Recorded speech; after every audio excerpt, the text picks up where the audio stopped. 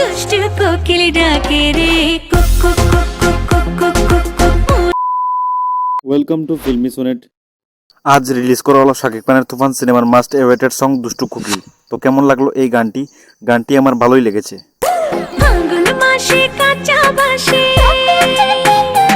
ট্রেলারে এই গানটির একটি ঝলক দেখা গিয়েছিল, তখন থেকে এই গানটি নিয়ে উন্মাদনা শুরু হয়ে যায়।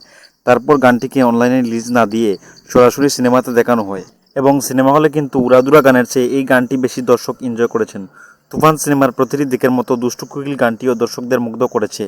গানটি লিখেছেন, গেয়েছেন ও মিউজিক দিয়েছেন কলকাতার আকাশ সেন।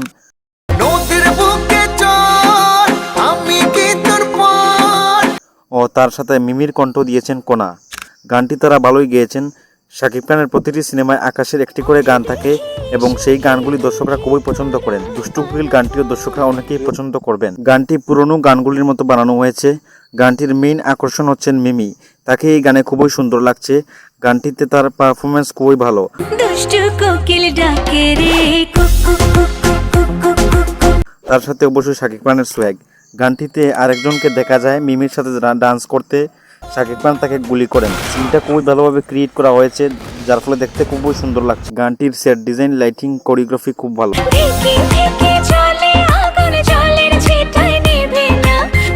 রিলিজের 1 ঘন্টার মধ্যেই দুটো চ্যানেল মিলে এই গানটি 3 লাখ ভিউজ কমপ্লিট করেছে। যেহেতু শাকিব খানকে নিয়ে বর্তমানে অনেক ক্রেজ রয়েছে, তাই এই গানটিও অনেক হিট হবে। উড়াদুরা গানটির মতো এই গানটি কতটুকু ভালো না হলেও গানটি কিন্তু অবশ্যই ভালো গান। নেগেটিভ বলতে এই গানের লিরিক্স একটু ওল্ড স্কুল লাগছে ও সিঙ্গার আরও ভালো হতে পারতো। এই গানটিতে আমি রেটিং দিচ্ছি 10-এর মধ্যে 6। দুষ্টু কোকিল গানটি রিভিউ ভালো হোক বা খারাপ, দর্শকদের যদি একবার ভালো লেগে যায় এই গানটিও হিট হয়ে যাবে। এখন এই পর্যন্তই, দেখা হচ্ছে আগামী ভিডিওতে।